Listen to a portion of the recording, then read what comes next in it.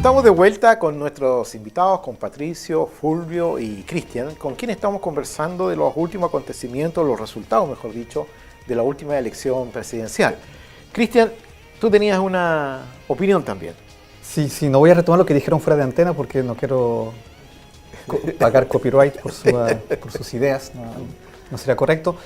Cuando Patricio habla de polarización social que está ausente, digamos que está ausente, yo creo, porque no hay un clima de crisis en Chile. Hay una tasa de crecimiento interesante, hay casi un pleno empleo con trabajo con condiciones precarias y un derecho laboral que no protege tanto al trabajador. Pero hay una especie de pleno empleo que por eso es que valoriza tanto al gobierno saliente, que está saliendo.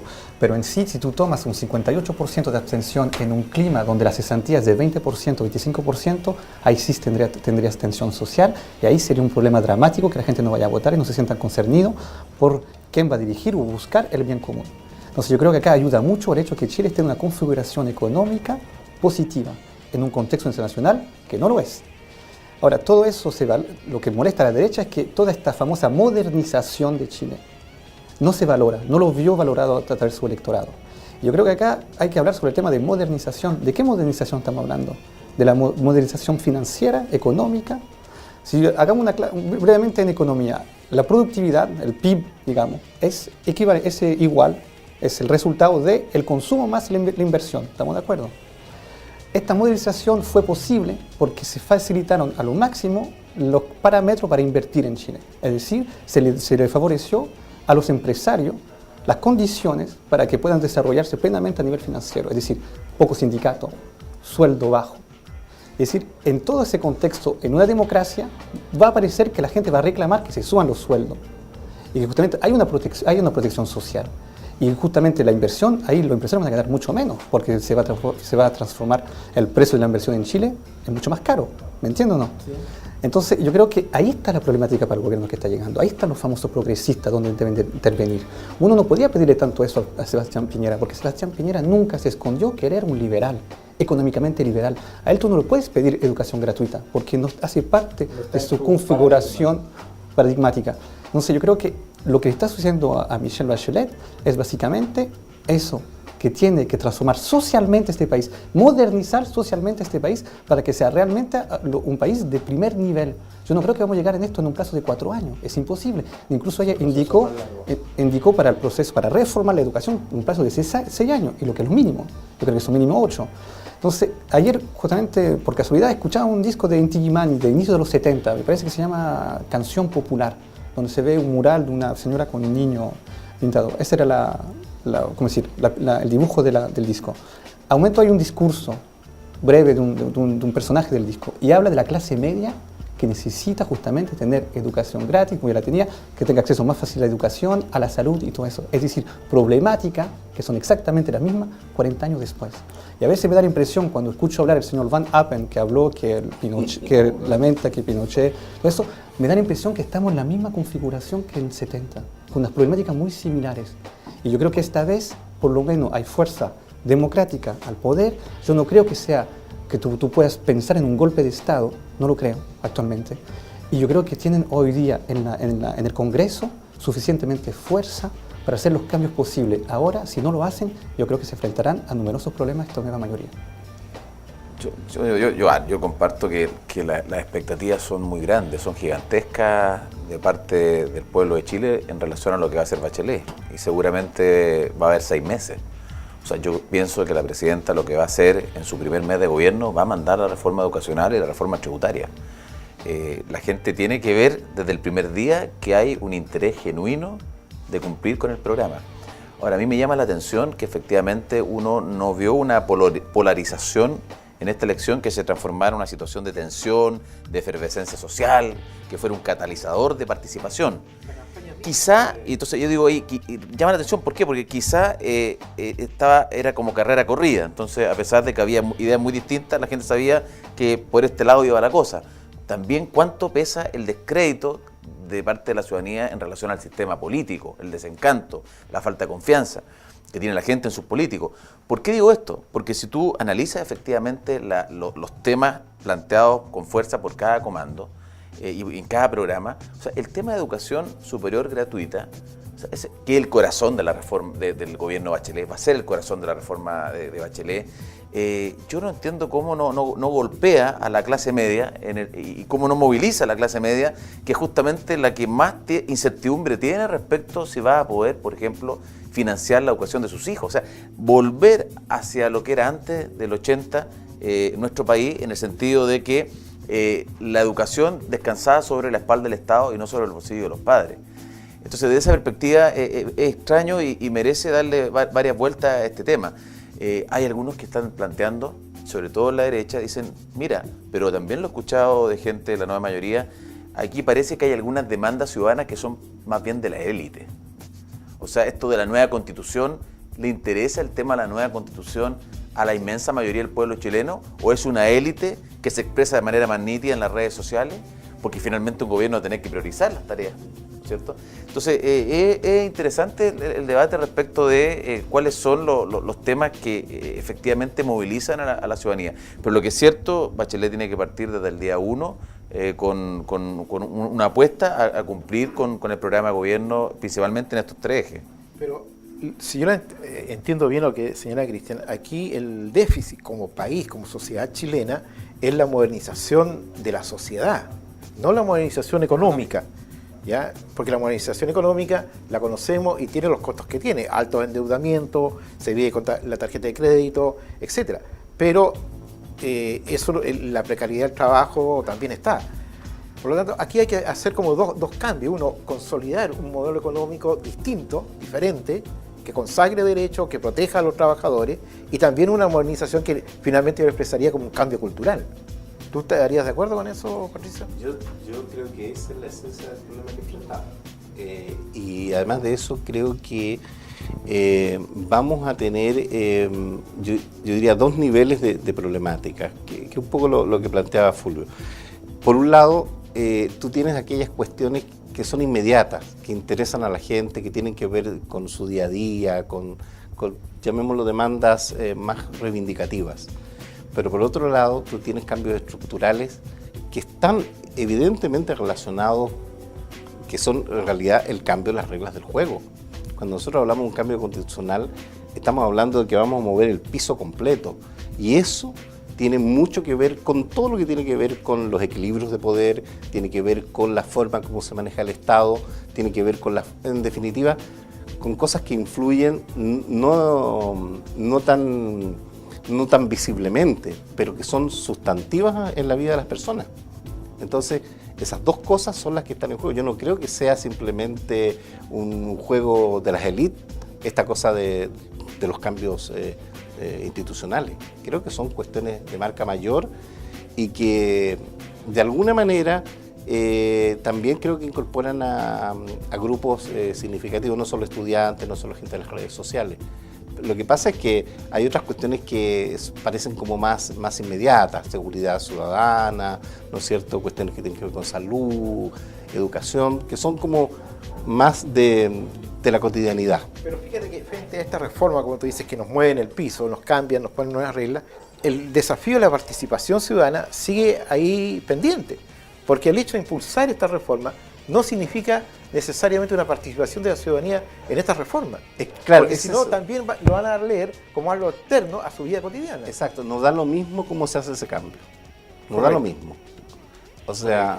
No da lo mismo, es uno de los temas de que uno le preocupan, porque, y aprovechando que Cristian es cientista político, él podrá tener una opinión sobre un tema bien complejo, porque ¿cómo se realiza el proceso de cambio a la Constitución, de creación de una nueva Constitución? Los constitucionalistas están dándose cabezazos en este minuto, porque si tú analizas, si uno quiere la vía institucional, o sea, una nueva Constitución en el Congreso, no es posible. Nosotros hoy día, para la Constitución, para que la gente sepa, requiere 2/3, esta es la Constitución de Pinochet, 2/3 para muchos capítulos importantes, porque algunos capítulos de la Constitución requieren 3/5. Cuando es 2/3, se requiere 80 diputados y 25 senadores, no los tenemos.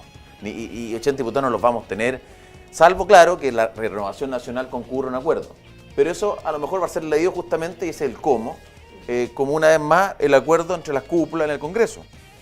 Cómo se hace para cambiar la Constitución o construir una nueva Constitución en estas reglas del juego con participación de la gente. Ese es el tremendo desafío que hay. Uno está planteando el tema, torcerle un poco la institucionalidad y buscar una forma de tratar de un plebiscito, que la presidenta convoca un plebiscito. Ahí está planteado el tema de la Asamblea Constituyente, pero no es un tema menor, es un tema tremendamente complejo que va a provocar mucha tensión, creo yo, en el sistema político en su conjunto.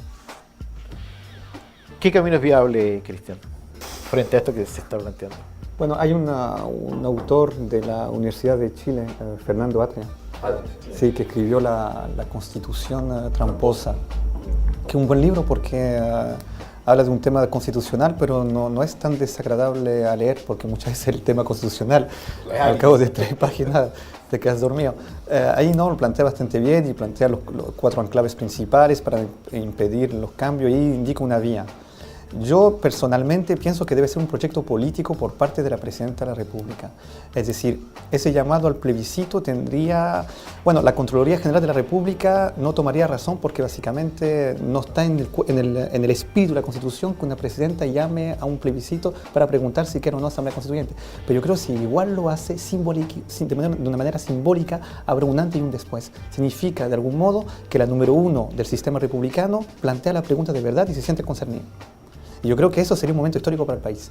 Ahora, como la Constitución es un texto político y está cargado políticamente por una parte más que por otra, porque hay que tomar en consideración el contexto en el cual se revisó la Constitución, el momento de elegir cuándo se hará ese llamado también es político. Y ahí puede ser cientista, político, doctor, ultradoctor, eso depende del olfato de un político. Casi del oráculo. Sí, del olfato, digamos, porque Michelle Bachelet, bajo su simpatía, su manera de ser cercana, esa identificación que tiene la gente con ella, también es un animal político. Y un animal político muy eficiente. Es decir, ella es muy, para emplear un término popular, viva. Es decir, políticamente es una persona, es un tiburón, bajo ese aire así simpaticona. Porque siempre gana. Se presenta una elección y gana. Y todo el mundo... Solo perdió la primera. Sí, verdad. Concejal en Las Condes. Sí. Pero después la presidencia... Ya ahí aprendió. Y es una ganadora. En política eso es un argumento principal, es un argumento fundamental. Y de otra, es tan potente su leadership que detrás tiene una coalición que no mueve un pelo sin que ella lo diga. Ahora, el Gutenberg, el marido, sí, visceralmente no pudo resistir a declarar que él no podría ser parte, no quiere ver un ministro comunista. Y es más probable que estén los comunistas adentro que Gutenberg Martínez, la verdad que en ese sentido.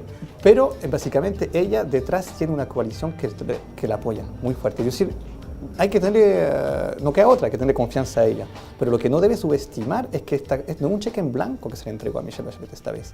O va a hacer los cambios o va a tener los mismos problemas con la calle. Yo creo que lo primero que tiene que hacer Bachelet es sacar adelante la educación gratuita y la reforma tributaria para financiarla. Yo creo que es una señal de cumplimiento de su compromiso con lo más, digamos, comillas, social, ¿no? Con la agenda social, pro igualdad, en fin.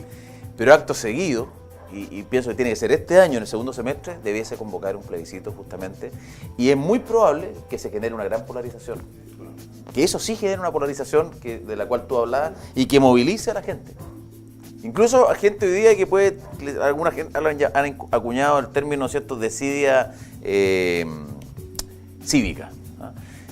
Pero creo que tiene que ir por ahí, tiene que haber una decisión política, de alguna manera, donde la presidenta hipoteque su capital político, que ejerza su liderazgo, que lo tiene sin duda alguna. Porque lo contrario, yo soy muy pesimista de que se pueda hacer una reforma integral de la Constitución con la regla del juego que hoy día tenemos en el Congreso. Y va a ser muy mal percibido por la ciudadanía. Podría provocar el efecto no esperado. El efecto contrario. Claro. Una vez más, ¿no es cierto?, se ponen de acuerdo los mismos de siempre. Es como el sistema electoral. El sistema electoral, yo realmente creo que estamos en una trampa. Porque si tú te das cuenta, para cambiar el sistema electoral somos los mismos incumbentes los que queremos cambiarlo. Entonces yo lo que vi, cuando presentamos el proyecto para eliminar el guarismo 120, que es el primer paso para... La verdad es que lo que he visto es que muchos parlamentarios, me conviene a mí el nuevo distrito, me conviene a mí tener una circunscripción. Yo la verdad que dije, aquí hay poca alternativa. Si uno no quiere tener binominal en Tarapacá, la única manera es que haya una circunscripción más grande. o que doblemos el número de senadores. ¿La gente quiere aumentar el número de senadores? No, ¿no es cierto? Entonces tendrías que tener una circunscripción como era hasta el 73. Arica, Tarapacá, Antofagasta y eliges 6, proporcional 6. ¿Están dispuestos los de Arica a hacer campaña en Tarapacá, en Antofagasta? Oye, un ejercicio, yo le pregunté a los senadores de la tercera y la cuarta, ¿están dispuestos a fusionar la tercera y la cuarta región y elegir 4 en vez de 2, introduciendo la proporcionalidad, mayor oferta de candidatos, más participación y cambiar el binominal? No voy a decir quién, pero el senador de la tercera me dijo, no, ni cagando, me dijo, entre comillas, ¿no? Claro, no, entonces no hay generosidad para eso. Entonces yo te digo, veo con preocupación que si son los mismos incumbentes los llamados a hacer este tipo de cambios, como el sistema electoral, va a ser tremendamente complicado. Y vamos a enfrentar la polarización a la que tú señalabas y que acaba de decir Fulvio. Pero una polarización en que mi percepción lleva a las de ganar quienes apoyaron a Michelle Bachelet. Claro. Ahora estarían reforzando la opción gran, política y el porcentaje alcanzado. Claro, si tú enfrentas los temas que movilizaron a mucha gente en los últimos años y das una respuesta satisfactoria a eso, o por lo menos lo encaminas, tú vas a tener la certeza de que por lo menos esa gente no las va a tener protestando masivamente en las calles, que puede ser un problema delicado, ¿no? O sea, yo creo que el gran capital de Bachelet es, por un lado, cómo usa su gobernabilidad, llamemos su capacidad de articular gente, ¿no? Y la usa en pro del cambio institucional, dentro de los marcos institucionales. En ese sentido, yo creo que el peor negocio para ella es la polarización. Patricio, 40 años después, nos encontramos a lo mejor con la misma magnitud de cambios que se quieren hacer, con una diferencia, que la actual presidenta o la futura presidenta tiene el 62-63% de los votos, por lo tanto, tiene la fuerza política para impulsarlo. Pero además de eso, estamos en un país que tiene 4 veces el ingreso per cápita que tenía hace 40 años atrás. Es decir, tenemos gente distinta, tenemos niveles de educación que son más o menos 3 veces los que teníamos antes. Hoy día, el 60% casi de toda la cohorte entre 18 y 24 años está en la universidad o en institutos de educación superior. Antes era el 12%. Perdón, en el año 90 teníamos 200.000 estudiantes de la educación superior y hoy día tenemos 1.200.000. O sea, un dato... Sí, pero, por ejemplo, si tomamos un reportaje como el de la batalla de Chile, no sé si lo miraron. Sí, de Patricio Guzmán. Si uno escucha el discurso de los obreros, de los estudiantes, la cantidad de vocabulario que utilizan, el cuerpo argumentativo, cognitivamente, me parece mucho más elaborado que hoy en día. Yo creo que ya no hay más Guerra Fría, y que lo queramos o no, lo que sucedió en Chile tiene una relación directa con la Guerra Fría, y esta Constitución es fruto de la Guerra Fría, porque es anticomunista, anti todo lo que era de izquierda. Y yo creo que hoy en día, el fascismo, por la apertura del mundo, también por la historia, y también por el derrumbe del ideal comunista, porque el derrumbe fracasó al fin y al cabo. Yo creo que hay un espacio ahí para los cambios y para una polarización quizás menos brutal, bien que una polarización sigue siendo una polarización. Pero yo creo que, como lo indicó fuera de antena, pero ahí le tomo su idea, hay que sincerar el país en el cual estamos. Y si no lo sinceramos, no podemos hacer los cambios que hay. Yo creo que la educación hay que transformarla, eso es prioritario, y no hay que transformarla simplemente a nivel de la educación superior. Empecemos desde el kinder, porque no sé si tener una vocación de ser profesor en las condiciones actuales de este país es casi querer ser un santo, porque hay algo crítico en eso. Y yo creo que ahí deben... En los cambios que le conceden a Michelle Bachelet, lo reitero, yo creo que desde 70, en muchas preguntas, en muchas problemáticas, avanzamos de 4 centímetros, no más. Pero además yo creo que hay que hacerse cargo del descrédito de la clase política, porque si uno analiza lo siguiente, cuando tú llamas a una movilización contra la represa en Aysén, Patagonia sin represa, moviliza cientos de miles de chilenos que van a esta movilización, y uno se pregunta, si Bachelet claramente se pronunció en contra durante la campaña y sabemos que la derecha probablemente estaría a favor, ¿por qué esa gente que se movilizó para ir a marchar, que requiere mucho más esfuerzo que ir a votar, ¿no es cierto? Haces con lluvia, O por la educación gratuita. Estaba poniendo ejemplo. ¿Por qué esa gente no fue a votar? Porque también hay un desencanto y una pérdida de confianza de la ciudadanía en sus políticos, y eso le afecta a la nueva mayoría, afecta a Evelyn Matei. Y de eso tenemos que hacernos cargo, y por eso es que se requiere un cambio institucional en la regla del juego. Yo particularmente creo, y tú lo mencionaste, si nosotros le consultáramos muchas más veces a la gente, introduciendo mecanismos de democracia directa, no solo representativa, en la política cotidiana, plebiscitos, ¿no es cierto?, en las comunas. Por ejemplo, hoy día tenemos entre el Congreso Nacional, un poder de Estado, y el Ejecutivo, otro poder de Estado, una discrepancia respecto a la televisión digital del proyecto de ley. Una tremenda discrepancia. ¿Y por qué tiene que mandar un veto el presidente de la República? Eso es lo más monárquico que hay. Yo parecería que en ese caso, en casos de contienda o controversia entre dos poderes del Estado, plebiscito, ¿no es cierto?, y la gente opina. Entonces, yo creo que tenemos que iniciativa popular de ley, que un grupo de gente pueda reunirse para presentar un proyecto de ley y tenga que ser tramitado. En algunas comunas, en Brasil, como la población... Presupuestos participativos. Presupuestos participativos. Creo que ese es el punto clave. Pasar el concepto de una democracia delegativa, que fue lo que se vivió mucho tiempo acá, ni siquiera representativa, porque se entregaba el voto, ¿no es cierto?, y después te ibas para la casa. Pasar a una de orden deliberativo, que tiene mucho más que ver con cuestiones como voto programático, por ejemplo. Ese compromiso, si yo voy a ser candidato, yo dejo ahí estampado por ejemplo, el caso de Colombia. Colombia tiene una muy buena experiencia en ese sentido. Pero además de eso, Estados Unidos también. La legalización de la marihuana en varios estados se ha votado junto con la elección presidencial. Claro. Entonces, efectivamente tú tienes que desarrollar una musculatura para este sistema. Lo que decía Cristian recién de la capacidad de los líderes obreros en su minuto. Es probable que ellos no tuvieran la enseñanza media completa, pero tenían una escuela de cuadros detrás que los había educado y formado en forma impresionante. Eso ha ido desapareciendo en los partidos políticos. Hoy día, cuando tú ves las escuelas de cuadros, los partidos políticos no tienen nada que ver, no existen. Y además, el nivel de lectura además cotidiana, habitual en las casas, era muy distinta a la que tenemos hoy día. Vamos a hacer un breve paréntesis y ya volvemos con nuestro último tema de conversación.